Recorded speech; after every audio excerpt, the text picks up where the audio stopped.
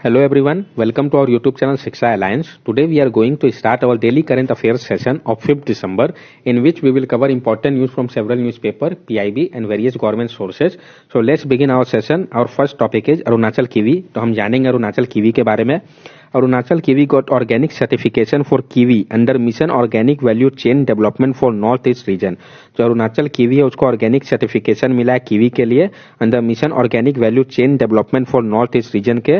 जो आपका mission for organic value chain development for north east region है वो एक स्कीम है नॉर्थ ईस्टर्न स्टेट का by ministry of agriculture and farmer welfare under central government के. Arunachal Pradesh is first in the country to get this certification for kiwi. और अरुणाचल प्रदेश पहला है इस कंट्री का जिसको कि ये सर्टिफिकेशन दिया गया है कीवी के लिए. तो पूछा जा सकता है कि कीवी के लिए सर्टिफिकेशन किसको मिला है, तो अरुणाचल प्रदेश को. This kiwi are grown Ziro valley located in lower Subansiri district in Arunachal. और ये जो कीवी है वो ग्रो करता है जीरो वैली जो कि लोकेटेड है लोअर सुभानसरी डिस्ट्रिक्ट में अरुणाचल के. An agriculture practice product is considered organic when there are no chemical fertilizers or pesticide involved in its cultivating process. और कोई भी एग्रीकल्चर प्रैक्टिस व प्रोडक्ट को तभी ऑर्गेनिक माना जाएगा जब कोई भी केमिकल फर्टिलाइजर व पेस्टिसाइड नहीं इन्वॉल्व होगा उसके कल्टीवेटिंग प्रोसेस में. Such certification can be obtained after scientific assessment done by agricultural and process food product export development authority. और वो जो सर्टिफिकेट है वो ऑब्टेन किया जा सकता है आफ्टर साइंटिफिक असेसमेंट के बाद. वो जो साइंटिफिक असेसमेंट है वो आपका करेगा agriculture and process food product export development authority APEDA. Next topic है हमारा is allowing Ayurvedic doctor to perform surgery legally and medically tenable. क्या अलो करना आयुर्वेदिक डॉक्टर को परफॉर्म करना surgery legally and medically tenable है, तो हम इसके बारे में पूरा फैक्ट जानेंगे, डिबेट जानेंगे क्या इश्यू है. The central council of Indian medicine a statutory body set up under the AYUSH ministry has allowed post graduate Ayurvedic practitioner to receive formal training for a variety of general surgery, ENT, ophthalmology and dental procedure. जो central council of Indian medicine जो कि एक statutory body है जिसको कि setup किया गया था अंदर आयुष मिनिस्ट्री के, उन्होंने अलॉट कर दिया पोस्ट ग्रेजुएट आयुर्वेदिक प्रैक्टिशनर को कि वो रिसीव कर सकते हैं formal training variety of general surgery, ENT, ophthalmology और डेंटल प्रोसीड्यूर के लिए. Debate over Ayurvedic surgery. जो डिबेट है आयुर्वेदिक सर्जरी को लेके, the Indian medical association criticize it as a mode of allowing mixing of system of medicine by using terms from allopathy. जो Indian medical association है वो criticise कर रहा है इस मोड को जो कि अलाउ कर रहा है mixing of system of medicine को यूज करते हुए टर्म्स को एलोपैथी से. The debate revolve Ayurvedic doctor allowing Shaliya general surgery, Chalakya dealing with eye, ear, nose, throat, head and neck orodensity to perform 58 specified surgical procedure. जो debate है वो revolve करता है आयुर्वेद डॉक्टर जो कि जिसको कि अलाउ किया गया शल्य जो कि जनरल सर्जरी होगा, और चालकिया जो कि डील करेगा आई, ईयर, नोज, थ्रोट, हेड, नेक, ओरोडेंसिटी और परफॉर्म करेगा 58 स्पेसिफाइड सर्जिकल प्रोसीड्यूर को. The Ayush Ministry has clarified that the Shali and Salakya postgraduate were already learning this procedure in their surgical department in Ayurvedic Medical College as per their training curriculum. Ayush ministry ने clarify किया है कि जो शल्य और शालक्य post graduate है वो पहले से ही लर्न कर रहे हैं इस प्रोसीड्यूर को उनके सर्जिकल डिपार्टमेंट में आयुर्वेदिक मेडिकल कॉलेज पे जो उनका ट्रेनिंग करिकुलम है उसके अनुसार. ब्रॉडर इश्यू क्या है? The broader issue is the feasibility of short term training if giving them to conduct surgery and if this dilute the medicine standard in India. जो broader issue इसके feasibility को लेकर है कि क्या शॉर्ट टर्म ट्रेनिंग इक्विप करेगा उनको conduct करने के लिए सर्जरी को, क्या कहीं ये डाइल्यूट तो नहीं करेगा मेडिसिन स्टैंडर्ड को इंडिया पे. As such the post graduate Ayurvedic surgical training is not short term but a formal 3-year course. और जो post graduate Ayurvedical surgical training है वो शॉर्ट टर्म नहीं है, ये 3-year का कोर्स है. Whether the surgery conducted in Ayurvedic Medical College and Hospital have the same standard and outcome as allopathic institution require explication and detailed formal inquiry in the interest of patient safety. जैसा कि surgery conduct किया जाता है Ayurvedic medical college और hospital में वो same standard को follow किया जाता है आउटकम का जैसा कि एलोपैथिक इंस्टीट्यूशन पे होता है, जहाँ पे जरूरत होता है एक्सप्लिकेशन का और डिटेल फॉर्म इंक्वायरी का जो कि इंटरेस्ट में होता है पेशेंट के सेफ्टी के. जरूरत क्यों पड़ा? The shortage and unwillingness of allopathic doctor, including surgeon, to serve in rural area is now a chronic issue. जो shortage हो रहा है, जो unwillingness शो किया जा रहा है एलोपैथिक डॉक्टर के द्वारा, सर्जन के द्वारा कि वो सर्व करने को तैयार ही नहीं है रूरल एरिया पे, ये क्रॉनिक इश्यू हो गया है. The government has tried to address this by mechanisms such as rural bond, a quota for those who have served in rural service in post-graduate seat. और गवर्नमेंट ने इसको sort out करने के लिए इस प्रॉब्लम को क्या किया, एड्रेस करने के लिए रूरल बॉन्ड बनाया जो कि एक कोटा देगा जो कि सर्व करेंगे रूरल एरिया पे उनको पोस्ट ग्रेजुएट में सीट के लिए। However, it would probably still continue to fall short of enough trained specialists in rural area. उसके बावजूद भी probably क्या बहुत शॉर्टेज है enough trained specialists का रूरल एरिया पे, गांव पे कोई सर्व करना चाहते ही नहीं है। As of now, no much restriction exists that limit non-allopathic doctor, including those doing Ayurvedic surgical post graduation to rural area. अब क्या होगा, कोई रिस्ट्रिक्शन नहीं एग्जिस्ट करेगा, लिमिट करेगा नॉन एलोपैथिक डॉक्टर को, इंक्लूडिंग जो कि आयुर्वेदिक सर्जिकल पोस्ट ग्रेजुएशन किया रूरल एरिया में सर्व करने से। They have the same right as allopathic graduates and post graduate to practice in any setting of their choice. और उनका सेम राइट होगा एलोपैथिक ग्रेजुएट के जैसा, पोस्ट ग्रेजुएट के जैसा, कि वो प्रैक्टिस कर सकते हैं कहीं पे भी अपने सेटिंग ऑफ चॉइस के अनुसार। Is it sensible to allow Ayurvedic surgeon to only assist allopathic surgeon rather than perform surgery themselves? क्या ये सेंसिबल है अलो करना आयुर्वेदिक सर्जन को कि वो असिस्ट करे एलोपैथिक सर्जन को, रेदर कि वो परफॉर्म करे सर्जरी खुद से? The AYUSH system are recognized system of medicine and of such are allowed to independently practice medicine. जो आयुष सिस्टम है वो एक रिकॉग्नाइज्ड सिस्टम है मेडिसिन का, और वो जो है उसको अलॉट किया गया इंडिपेंडेंटली प्रैक्टिस करने के लिए मेडिसिन को। They have medical college which both under graduate and post graduate training which include surgical discipline for some system such as Ayurveda. और वो जो है उनका मेडिकल कॉलेज है बोथ ग्रेजुएट और अंडर ग्रेजुएट दोनों के लिए, और जो कि इंक्लूड करता है सर्जिकल डिसिप्लिन कुछ सिस्टम के लिए सच एज आयुर्वेदा हो गया। There is however a difference in approach in this system of medicine and hence model which allowed the cross pathy. लेकिन क्या है डिफरेंस है आयुर्वेदिक और एलोपैथी के बीच में सिस्टम ऑफ मेडिसिन को लेके, मॉडल को लेके, जो कि एलो करता है cross pathy. Various risk associated, जो परमिट किया गया है इससे लेके क्या रिस्क एसोसिएटेड है। An apprehensive model for Ayurvedic surgeon working with allopathic surgeon might fall into a regulatory gray zone। जो एक एप्रिसिएंसिव मॉडल है आयुर्वेदिक सर्जन का जो कि वर्क करेंगे एलोपैथिक सर्जन के साथ, वो फॉल कर सकते हैं एक रेगुलेटरी ग्रे जोन पे। It might require retraining Ayurvedic practitioner in the science of surgical approach in modern medicine. उनको जरूरत पड़ सकता है रीट्रेनिंग का आयुर्वेदिक प्रैक्टिशनर को जो साइंस ऑफ सर्जिकल अप्रोच है मॉडर्न मेडिसिन का। Even then, there might be a limit to what they are allowed to do, and any such experiment can put patient safety in peril, and hence will need careful oversight and evaluation। कि उनको क्या जरूरत है एक limit करने का, और वो जो अलाउड किया गया उनको, इनके कारण ये जो एक्सपेरिमेंट वो पेशेंट के सेफ्टी को खतरे पर डाल सकता है, इस कारण एक केयरफुल ओवरसाइट और इवेल्युएशन की आवश्यकता है। Can this lead to sub standard care, क्या इसके कारण सब स्टैंडर्ड केयर हो सकता है। Many patient prefer to receive treatment exclusively from AYUSH provider while some approach this form of treatment as a complement to the existing allopathic treatment they are receiving। बहुत सारे patient जो prefer करेंगे receive करना treatment exclusively Ayush provider से, जबकि कुछ जो है वो जो इस ट्रीटमेंट को एक कंप्लीमेंट के रूप में देखेंगे एग्जिस्टिंग एलोपैथिक ट्रीटमेंट को जो वो रिसीव कर रहा है। For invasive procedure like surgery the risk element can be high. और जो इन्वेसिव प्रोसीड्यूर है जैसे कि सर्जरी, तो उसमें रिस्क का केस थोड़ा बढ़ जाता है। अ मैटर ऑफ राइट, अब यहाँ बात आ रहा है एक मैटर राइट का कि क्या अधिकार है। Patients have a right to know and understand who their surgeon would be, what system of medicine they belong to, and their expertise and level of training। Patient का अधिकार है कि वो जानने और समझे कि उनका जो सर्जन है वो कौन सा सिस्टम ऑफ मेडिसिन प्रैक्टिस कर रहा है, उनका एक्सपर्टाइज क्या है, लेवल ऑफ ट्रेनिंग क्या है। There should not be a difference in quality of care between urban and rural patient. Everyone deserve a high right to quality and evidence based care from train professional. ये कोई difference नहीं होना चाहिए quality of care को लेकर urban और rural patient में। हर एक का अधिकार है राइट टू क्वालिटी और evidence based care from train professional से। नेक्स्ट टॉपिक है हमारा जेब्राफिश जीन। तो हम जानेंगे जेब्राफिश जीन के बारे में कि ये है क्या। Scientist at Pune based Agarkar research institute have identified zebrafish genes that can promote health regeneration. जो साइंटिस्ट है Pune based Agarkar research institute के, उन्होंने आइडेंटिफाई किया जेब्राफिश जीन को जो कि प्रमोट करता है हेल्थ के रिजेनरेशन को। They have sought to decode the health regeneration process which can illuminate strategies to improve human cardiac regeneration. उन्होंने डिकोड किया है हेल्थ रिजेनरेशन प्रोसेस को, और जो कि इल्यूमिनेट करता है जो स्ट्रेटेजीज है जो मदद करेगा ह्यूमन कार्डियक रिजेनरेशन पे। Zebra fish is a Chinese fresh water fish found in the tropical and सब ट्रॉपिकल रीजन। जो जेब्रा फिश है वो एक चाइनीज फ्रेश वाटर फिश है जो कि पाया जाता है ट्रॉपिकल और सब ट्रॉपिकल रीजन पे। ये एक नेटिव है South Asia Indo Gangetic plain का, जहाँ पे वो सबसे ज्यादा पाया जाता है पैडी फील्ड पे और even in stagnant water stream पे। It can regenerate almost all it organ including the brain, heart, eye, spinal cord within a short time period. और ये जो है रीजनरेट कर सकते हैं अपने सारे ऑर्गन को, जैसे कि ब्रेन हुआ, हार्ट हुआ, आई हुआ, स्पाइनल कॉर्ड हुआ, within a short time period में। Its unique characteristic lie in it transparency during it embryonic stages allowing observing all organ। ये जो इसका यूनिक कैरेक्टरिस्टिक है वो लाइक करता है इसके ट्रांसपेरेंसी पे, जो इसका एम्ब्रियोनिक स्टेजेस पे था, जो इसको अलाउ करता है ऑब्जर्व करने में सारे ऑर्गन को। This is why the zebra fish is use as a model organism.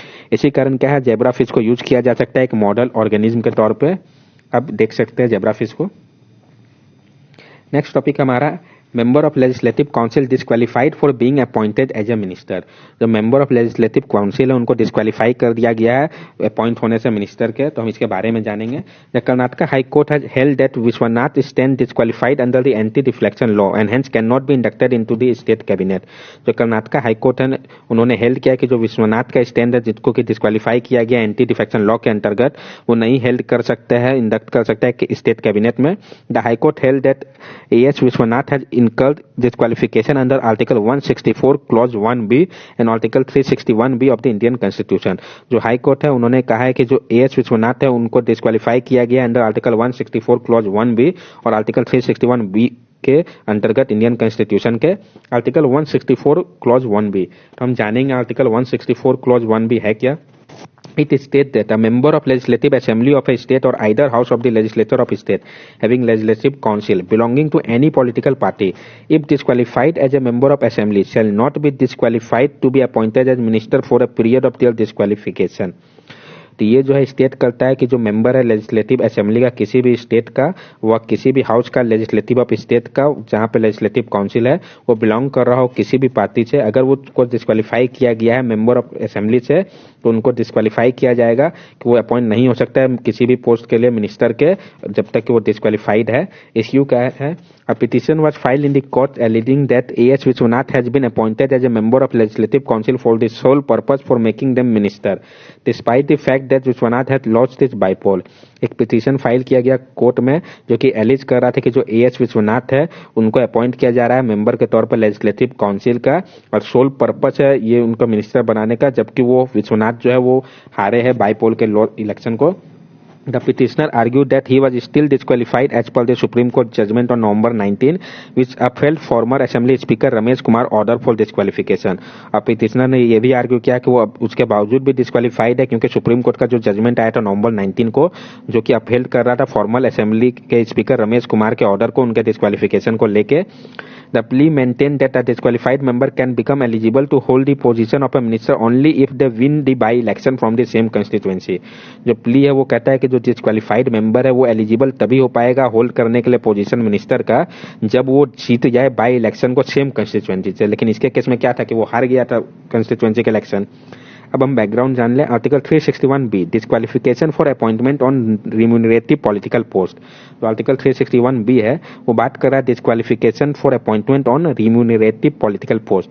A member of house belonging to any political party who is disqualified for being a member of the house under paragraph 2 of the 10th schedule shall also be disqualified to hold any remunerative political post for duration of the period of commencing from the date of his disqualification till the date on which the term of his office as such member would expire or till the date on which he contests an election to a house and is declared elected whichever is earlier।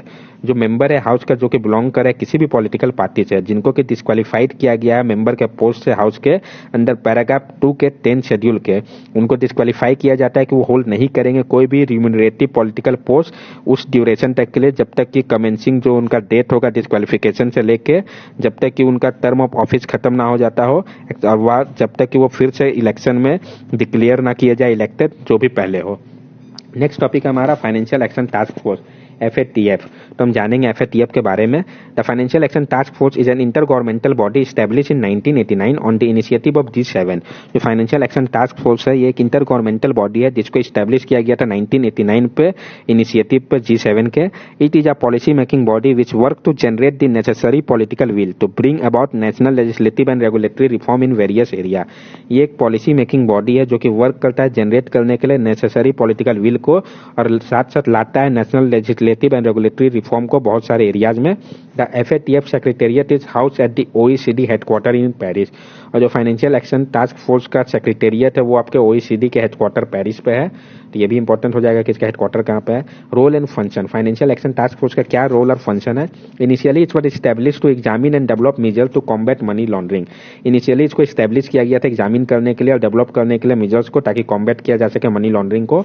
In October 2001, the FATF expanded its mandate to incorporate effort to combat terrorism financing in addition to money laundering. और अक्टूबर 2001 में जो FATF था उसको expand किया गया, इसमें mandate डाला गया, इनकॉर्पोरेट किया गया कि ये कॉम्बैट करेगा टेररिस्ट फाइनेंसिंग को भी साथ साथ मनी लॉन्ड्रिंग के. In addition, in April 2012, it added effort to counter the financing of proliferation of weapon of mass destruction. और अप्रैल 2012 में इसमें ऐड किया गया कि ये एफर्ट लेगा काउंटर करने के लिए जो फाइनेंसिंग है जो कि प्रोलिफरेट कर रहा है वीपन ऑफ मास डिस्ट्रक्शन को. composition क्या है फाइनेंशियल एक्शन टास्क फोर्स का. The FATF currently comprise 37 member jurisdiction and 2 regional organization representing most major financial center in all part of the globe. It also has observer and associate member.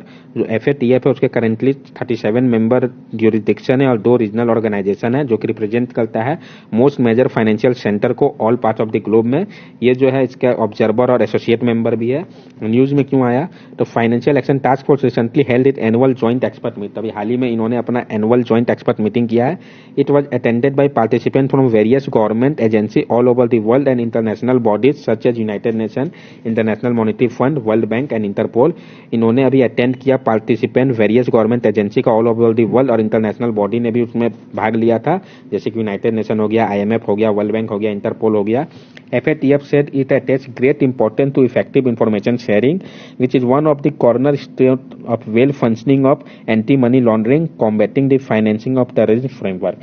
जो financial action task force है उन्होंने कहा कि ये attach करता है great importance effective information sharing को, साथ साथ ये एक मोस्ट कॉर्नर स्टोन है वेल फंक्शनिंग करने के लिए एंटी मनी लॉन्ड्रिंग को और कॉम्बैट करने के लिए फाइनेंसिंग टेररिज्म फ्रेमवर्क को.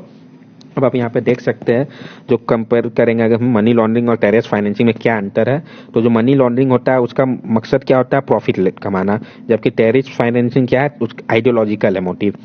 मनी लॉन्ड्रिंग का आपका इंटेंशन क्या है तो क्लीन इल गॉटन गेन और डिटी money so that they appear to be proceed from legal activity.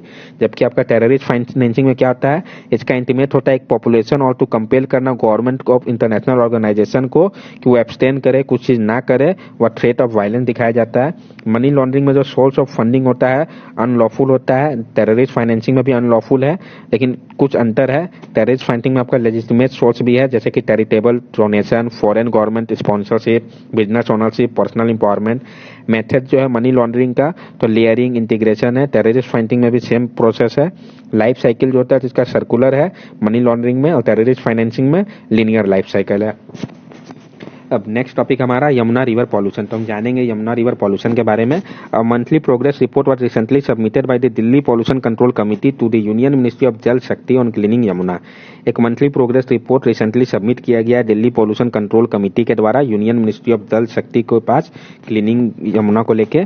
Important finding क्या पाया गया इसमें, the level of faecal coliform microbe from human and animal excreta above the desirable limit at all point tested in Yamuna in Delhi. जो level है फेकल coliform microbe जो कि human व animal के एक्सक्रीटा से पाए जाते हैं वो अबव है डिजायरेबल लिमिट से हर एक पॉइंट में जहां जहां टेस्ट किया गया है यमुना पे दिल्ली पे. For bathing in a river the desirable level of faecal coliform is 500 MPN per 100 ml और लेचर as per central pollution control board. और बाथिंग के लिए रिवर पर जो डिजायरेबल लेवल है फेशियल कॉलीफॉर्म का वो 500 MPN होना चाहिए पर 100 ml पे, वो उससे कम होना चाहिए सेंट्रल पॉल्यूशन कंट्रोल बोर्ड के नॉर्म्स के अनुसार. Besides level of different pollutant are above permissible limit in the ground water sample from different point near the 4 landfill in Delhi. और जो लेवल है डिफरेंट पॉल्यूटेंट का वो अबव है परमिसेबल लिमिट से ग्राउंड वाटर सैंपल में भी अलग अलग पॉइंट थे 4 लैंडफिल के दिल्ली में. Ground water sample from different point near landfill showed that the hardness of water was higher than the desirable limit of 300 milligram per litre. और जो ग्राउंड वाटर सैंपल को कलेक्ट किया गया जो अलग अलग पॉइंट है नियर लैंडफिल के वो शो कर रहा है कि जो हार्डनेस है वाटर का वो हायर है डिजायरेबल लिमिट से 300 मिलीग्राम पर लीटर से. The level of chlorine and calcium were also above the desirable limit in all the 4 sample. जो लेवल है क्लोरीन और कैल्शियम का वो भी डिजायरेबल लिमिट से ज्यादा है चारों सैंपल पे. The level of sulfate was higher than the desirable limit of 200 milligram per liter in some location. और जो लेवल है सल्फेट का वो भी ज्यादा है desirable limit of 200 milligram per litre से सम लोकेशन पे. The river Yamuna is a major tributary of river Ganga. और जो रिवर यमुना है वो एक मेजर ट्रिब्यूटरी है रिवर गंगा का. Originate from Yamunotri glacier near Bandarpunch peak in the Mussoorie range of the lower Himalaya in Uttarkashi district of Uttarakhand. ये ओरिजिनेट करता है यमुनेट्री ग्लेशियर पे नियर बंदरपुच पीक पे मसूरी रेंज पे लोअर हिमालय के उत्तरकाशी उत्तरकाशी डिस्ट्रिक्ट ऑफ उत्तराखंड में। It meets the Gange at the Sangam in Prayagraj Uttar Pradesh after following through Uttarakhand, Himachal Pradesh, Haryana and Delhi. ये meet करता है गंगा को संगम इन प्रयागराज पे उत्तर प्रदेश के, उसके बाद वो फ्लो करता है उत्तराखंड, हिमाचल प्रदेश, हरियाणा और दिल्ली पे। इसके जो ट्रिब्यूटरीज है वो टंबल है, सिंध है, बेतवा है, केन है। ये आप देख सकते हैं पॉल्यूशन लेवल को। नेक्स्ट टॉपिक है हमारा स्वास्थ्य साथी हेल्थ इंश्योरेंस स्कीम। तो हम जानेंगे कि स्वास्थ्य साथी हेल्थ इंश्योरेंस स्कीम क्या है। The scheme was launch in West Bengal in 2016। ये जो स्कीम था Swasthya Sathi health insurance scheme, इसको लॉन्च किया गया था वेस्ट बंगाल में 2016 पे। It is a basic health cover for secondary and tertiary care up to ₹5 lakh per annum per family. ये एक बेसिक हेल्थ केयर था सेकेंडरी और टर्शियरी केयर के लिए अप टू 5 लाख का पर एनम पर फैमिली के लिए। It is quite popular among rural and economically deprived section of the state population. और ये काफी पॉपुलर था रूरल और इकोनॉमिकली डिप्राइव्ड सेक्शन के लिए स्टेट पॉपुलेशन के। वाई न्यूज में क्यों आया ये? West Bengal CM has recently extended the Swasthya Sathi health insurance scheme to cover the entire population of the state. West Bengal के सीएम ममता बनर्जी ने अभी हाल ही में इसको एक्सटेंड कर दिया है स्वास्थ्य साथी हेल्थ इंश्योरेंस स्कीम को, कि वो कवर करेगा इंटायर पॉपुलेशन को स्टेट का। हाईलाइट क्या है इस स्कीम का, जो एक्सपेंडेड स्कीम है उसके बारे में हम जान ले।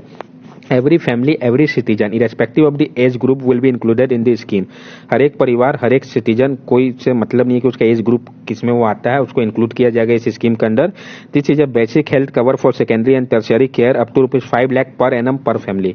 ये एक बेसिक हेल्थ कवर होगा सेकेंडरी और टर्शियरी केयर के लिए अप टू ₹5 लाख का पर एनम पर फैमिली के लिए। The scheme is completely funded by state government.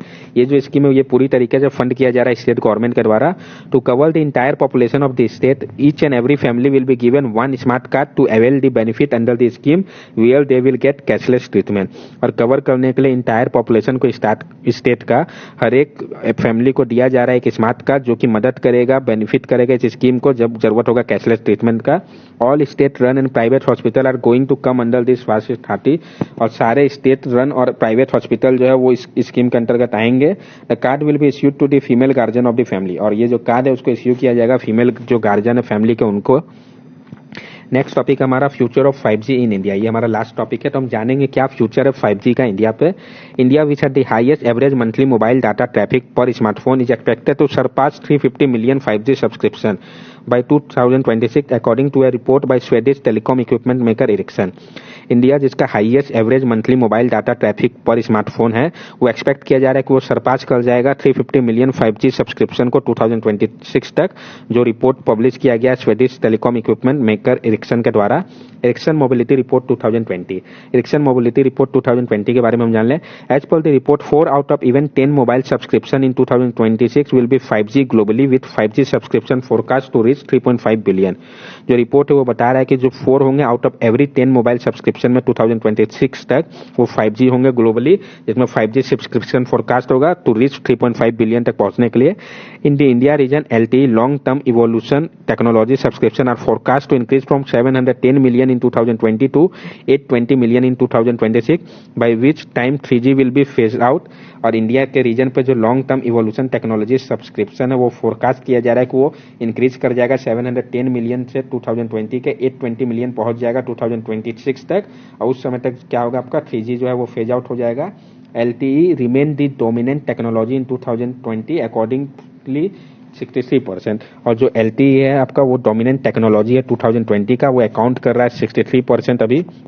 Based on the reported timeline for spectrum auction for 5G service, India could have its first 5G connection in 2021।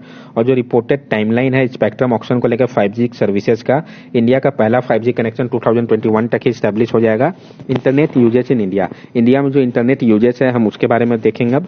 In India the reliance of people on mobile network to stay connected as well as work from home during the pandemic has resulted in average traffic per smartphone is the global highest. India पे जो dependence है people का mobile network के ऊपर connect होने के लिए, सतत काम करने के लिए होम से ड्यूरिंग द पेंडेमिक के कारण, इस कारण क्या हुआ है जो एवरेज ट्रैफिक है पर स्मार्टफोन का वो ग्लोबली हाईएस्ट हो चुका है इंडिया पे।